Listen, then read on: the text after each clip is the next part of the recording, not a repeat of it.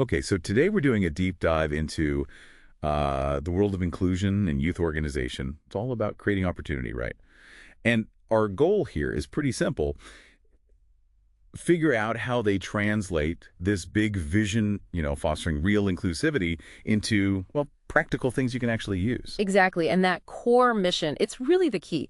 It shapes everything they do. They're Yeah. fundamentally focused on inclusivity and making sure people value individuals from all backgrounds. Yeah. But what's really interesting, I think, is how they do it. There's this constant uh, balancing act, you could say. Between serving everyone in specific groups. Precisely. Serving everyone versus focusing on maybe a smaller, specialized group.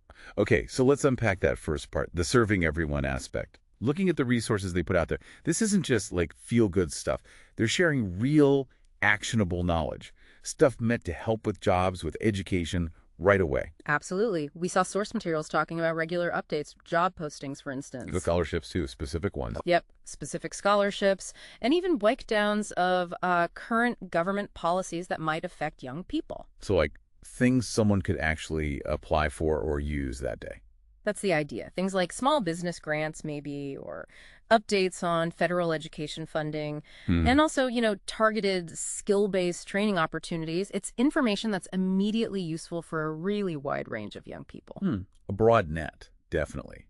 Aiming for sort of universal youth empowerment. It is a very broad, high-value net. But, okay, here's where it gets kind of fascinating for me. Yeah. While they cast this super wide net, they also zero in.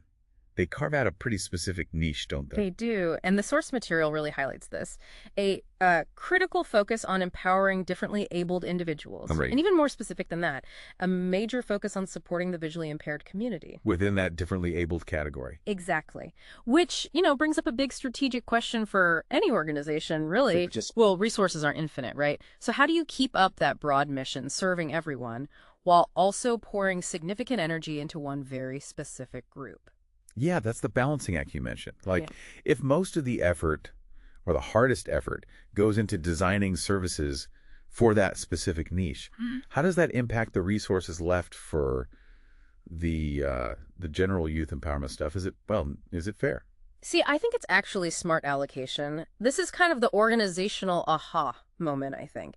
They seem to understand that if you design for the edges, for the people with the most specific needs, the whole system gets better. How so? Take their planned courses. They're specifically built for maximum accessibility. So they make sure the material works seamlessly for the visually impaired, screen reader compatibility, JOWS, NVDA, Hmm. proper document structure. All right. By doing that, they inherently create a better, smoother learning experience for everyone. I get it. So accessibility isn't just an add-on for one group. No, it becomes like a universal standard for quality. It improves the product for all users.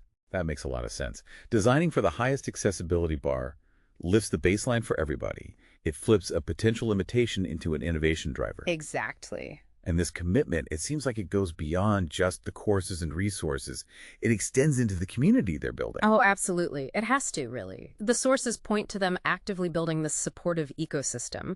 Things like events celebrating people's talents that reinforces individual worth, and crucially, providing tech guidance. Now, when you say tech guidance, we're not just talking about like basic how to use a computer lessons. No, no, definitely not. It's more specialized expertise in assistive technologies, the very tools that are essential for, say, visually impaired learners. Gotcha. But they also seem to foster things like peer mentoring, collaboration networks, connecting people both, locally and around shared interests. Okay, so pulling this all together, Yeah. it's not just a random list of services. It sounds like a connected system. Yeah, The broad updates on jobs and policies give people the what and why. right. The motivation, maybe? Yeah, and the specialized training, especially the accessible stuff, gives them the how, The methodology. and then the community provides the support, the connections, the specific tools needed along the way. Mm-hmm. It's like a whole cycle of empowerment, all under that shared vision of inclusivity you mentioned at the start. So they unite people, but not by pretending differences don't exist. Exactly. They seem to integrate these specific high standard solutions into their universal offerings, making everything better. Okay, so bringing it back to you, the listener, thinking about how effective organizations work, what's the big takeaway here? Well, I think it leaves us with a really powerful final question to chew on. How must successful organizations balance that need for broad resource sharing, the job lists, the policy updates everyone can use, with the really specific, sometimes costly attention needed for accessibility. Like for the visually impaired, as we Yeah. discussed. Right. How do they balance those to make sure true inclusion isn't just a nice idea, but something that actually works on the ground day to day? It's that idea of specialized innovation driving universal improvement. Something to think about. We hope this deep dive gave you the quick, clear understanding you were looking for. We'll catch you on the next one.